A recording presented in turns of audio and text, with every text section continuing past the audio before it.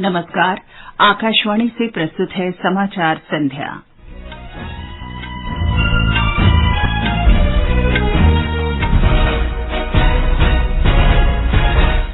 प्रधानमंत्री नरेंद्र मोदी ने ओडिशा में लगभग 20,000 करोड़ रुपए की विकास परियोजनाओं का लोकार्पण और शिलान्यास किया।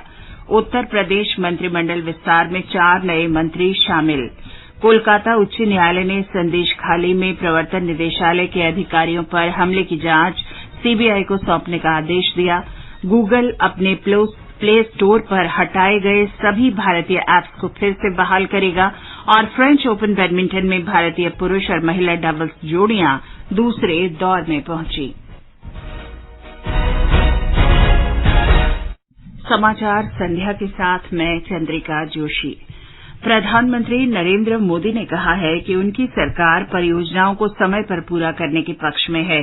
श्री मोदी ने कहा कि कई परियोजनाएं ऐसी थीं जिनका शिलान्यास 2014 से पहले हुआ था। हमारी सरकार ने पिछले 10 वर्ष के दौरान पारादीप रिफाइनरी परियोजना सहित उन सभी अधूरी परियोजनाओं को पूरा किया है। उन्होंने कहा कि उनकी सरकार ने देश में एक नई कार्य संस्कृति का निर्माण किया है।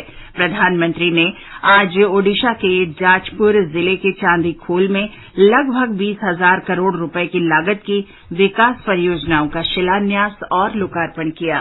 पेट्रोलियम, प्राकृतिक गैस और परमाणु ऊर्जा से जुड़ी योजनाएं हो, सड़क, रेलवे और परिवहन से जुड़ी योजनाएं हो, इन विकास कार्यों से यहां औद्योगिक गतिविधियां बढ़ेगी, रोजगार के नए अवसर पैदा होंगे। प्रधानमंत्री ने कहा कि उनकी सरकार ओडिशा सहित पूर्वी भारत के विकास पर ध्यान केंद्रित कर रही है, जो प्राकृतिक संसाधनों से समृद्ध है। ऊर्जा के क्षेत्र में हम राज्यों को, खासकर पूर्वी भारत का सामर्थ्य और बढ़ा रहे हैं। ऊर्जा गंगा परियोजना के तहत 5 बड़े राज्य उत्तर प्रदेश, बिहार, झारखंड, पश्चिम बंगाल और ओडिशा में नेचुरल गैस की सप्लाई के लिए बड़े प्रोजेक्ट चल रहे हैं। आज पारादीप, सोमनाथपुर, हल्दिया ये पाइपलाइन भी देश की सेवा में समर्पित की गई है। भाजपा के वरिष्ठ नेता और प्रधानमंत्री मोदी ने कहा कि देश के गरीबों की सबसे बड़ी गारंटी मोदी ही होंगे। उन्होंने कहा कि जिनके पास गारंटी के तौर पर देने के लिए कुछ नहीं है, उनके लिए मोदी खड़े रहेंगे। जाजपुर जिले के चांदीखोल में मोदी गारंटी समावेश जनसभा में उन्होंने कहा कि प्रधानमंत्री मुद्रा योजना ऐसी योजना है जहां मोदी गरीबों के लिए तब गारंटर बनकर खड़े रहे जब उनके पास बैंकों को गारंटी के तौर पर दिखाने के लिए कुछ भी नहीं था। प्रधानमंत्री ने कहा कि विपक्षी गठबंधन के लिए उनका परिवार पहले है, जबकि मोदी के लिए देश ही प्राथमिकता है। श्री मोदी ने कहा कि देश की जनता राष्ट्रीय जनतांत्रिक गठबंधन एनडीए को 400 से ज्यादा सीटों पर जीत दिलाने का निर्णय ले चुकी है। इतनी विशाल संख्या में आपका यहाँ आना, ये पूरब का मूड दिखाता है। उड़ीसा का संकल्प क्या है, ये आज साफ साफ नजर आ रहा है। और ये संकल्प है अब की बार 400 पार का संकल्प भारत को दुनिया की तीसरी बड़ी आर्थिक ताकत बनाने वाला है। ये समाचार आकाशवाणी से प्रसारित किए जा रहे हैं। ताजा समाचार जानने के लिए आप हमारी ट्विटर हैंडल @NewsHindi को फॉलो कर सकते हैं।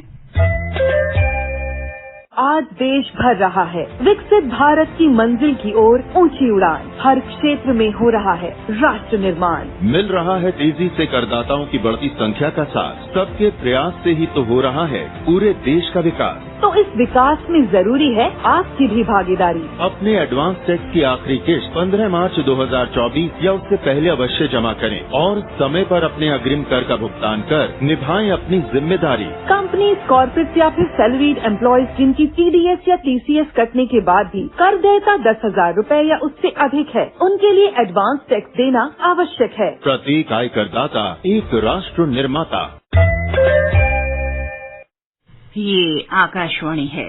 रक्षा मंत्री राजनाथ सिंह ने आज गोवा के वेरेम में आईएनएस मांडवी में नौसेना युद्ध कॉलेज भवन चोल का उद्घाटन किया।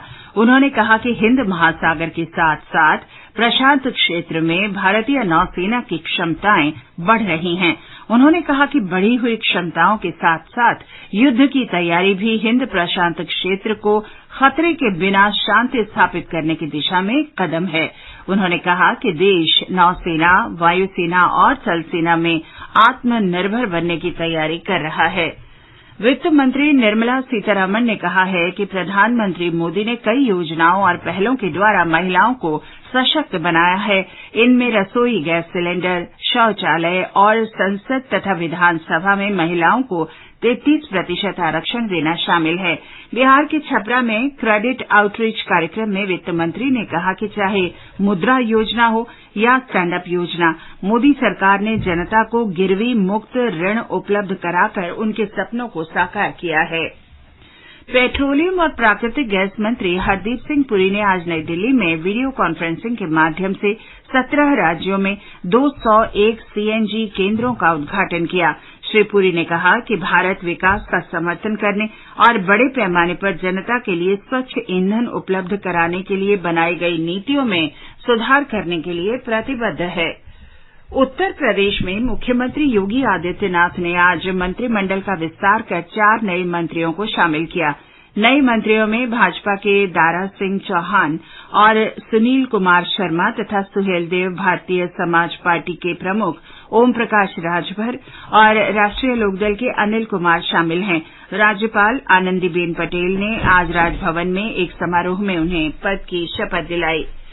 कलकत्ता उच्च न्यायालय ने आज संदेश खाली में प्रवर्तन निदेशालय के अधिकारियों पर हमले की जांच केंद्रीय अन्वेषण ब्यूरो सीबीआई को स्थानांतरित करने का आदेश दिया है। न्यायालय ने निलंबित तृणमूल कांग्रेस के नेता शेख शाहजहां को भी सीबीआई को सौंपने का आदेश दिया। न्यायालय ने विशेष जांच दल गठित करने के एकल पीठ के आदेश को भी रद्द कर दिया।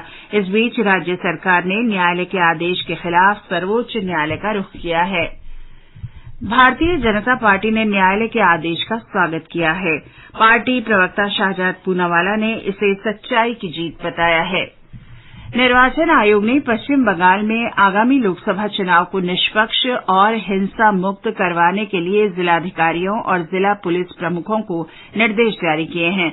मुख्य निर्वाचन आयुक्त राजीव कुमार ने आज कोलकाता में कहा कि राज्य प्रशासन के पक्षपातपूर्ण व्यवहार को बर्दाश्त नहीं किया जाएगा। लेवल प्लेइंग फील्ड एस्टेब्लिश करना उनका काम है। किसी भी सूरत में वायलेंस की पूरे चुनाव में कोई जगह नहीं है और मनी पावर की कोई जगह नहीं है। Commission is absolutely determined to ensure that voters enjoy the voting. It's a festival.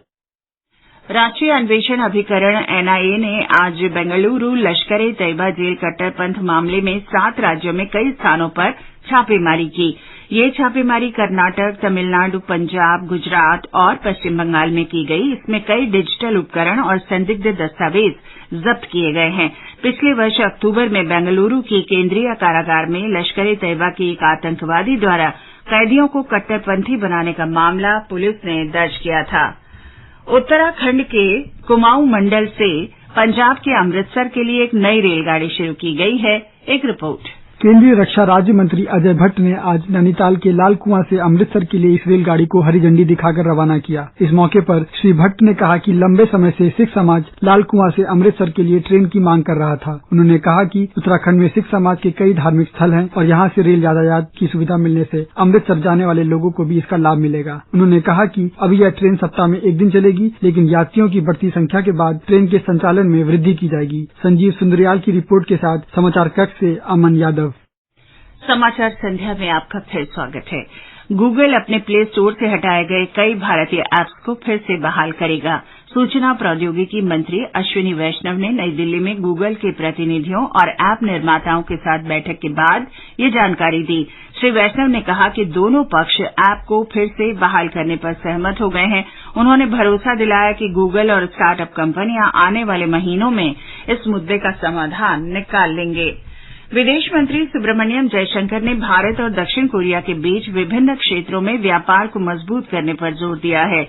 Doctor Jaishankar ने आज दक्षिण कोरिया में सियोल में राजनीतिक तथा महत्वपूर्ण बातचीत के साथ साथ मजबूत व्यापारिक संपर्क और प्रौद्योगिकी के आदान प्रदान की आवश्यकता पर बल दिया। उन्होंने कहा कि व्यापक आर्थिक भागीदारी समझौते CEPA की लंबे समय से लंबित समीक्षा में तेजी लाई जानी चाहिए ताकि इसे उपयोगी बनाया जा सके। भारत और फ्रांस विदेश कार्यालय परामर्श का आज नई दिल्ली में आयोजन हुआ। विदेश सचिव विनय क्वात्रा और यूरोप तथा विदेश मामलों के फ्रांसीसी मंत्रालय की महासचिव एनी मैरी डेस्कॉट्स ने इसकी सह अध्यक्षता की। बैठक में दोनों पक्षों ने महत्वाकांक्षी भारत फ्रांस क्षितिज 2047 रोड मैप में दर्शाए गए द्विपक्षीय सहयोग के विभिन्न पहलुओं में हुई प्रगति की समीक्षा की। आयकर विभाग ने उन करदाताओं को पत्र भेजेगा जिनके आयकर रिटर्न में मूल्यांकन वर्ष 2021-22 में असंगतियां पाई गई हैं। कुछ मामले ऐसे हैं जिनमें आयकर रिटर्न दाखिल ही नहीं किया गया है। विभाग ने कहा है कि ई-सत्यापन योजना के अंतर्गत ऐसे करदाताओं को पत्र भेजे जाते हैं जिनकी जानकारी में गड़बड़ी पाई गई है। करदाताओं से ये अपील की गई है कि वे ई-फाइलिंग पोर्टल में अपनी वार्षिक जानकारी का ब्यौरा देखें और अद्यतन आयकर रिटर्न जमा करें।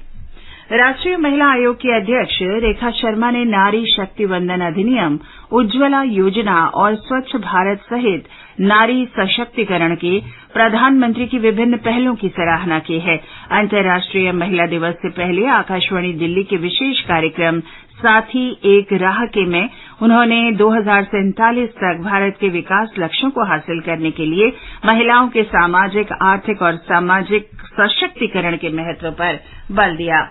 बंबई शेयर बाजार का संवेदी सूचकांक 195 अंक गिरकर 73,677 पर बंद हुआ। निफ्टी 49 अंक की गिरावट के साथ आज 22,356 अंक पर आ गया। सूचना और प्रसारण मंत्री अनुराग सिंह ठाकुर ने आज हिमाचल प्रदेश के बिलासपुर जिले में सांसद खेल महाकुंभ के तीसरे चरण का शुभारंभ किया। उन्होंने कहा कि केंद्र की मोदी सरकार ने खेलों को बढ़ावा देने के लिए कई कदम उठाए हैं, जिसका ये परिणाम है कि भारतीय खिलाड़ी अंतर्राष्ट्रीय स्तर पर पहले से अच्छा प्रदर्शन कर रहे हैं। पेरिस में फ्रेंच ओपन बैडमिंटन टूर्नामेंट में सात्विक साईराज रंकीरेड्डी और चिराग शेट्टी डबल्स के दूसरे दौर में पहुंच गए हैं। दोनों ने पहले दौर में मलेशिया के ओंग यू सिन और टीओ ई को हराया। महिला वर्ग में त्रिसा जॉली और गायत्री गोपीचंद भी दूसरे दौर में पहुंच गई हैं। दोनों ने अश्विनी पोनप्पा और तनिषा कैस्ट्रो को पराजित किया।